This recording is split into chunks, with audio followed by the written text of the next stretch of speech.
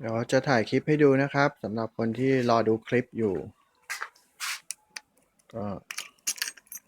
BM K100 RS นะครับสภาพสมบูรณ์ครับ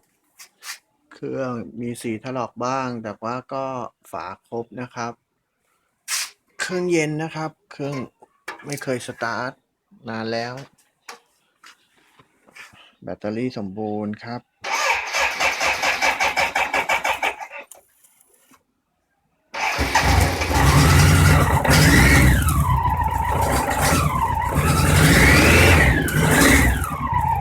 เสร็จแล้ว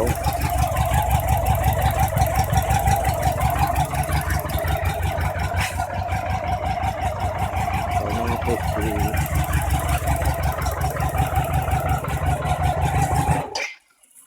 ดับเลย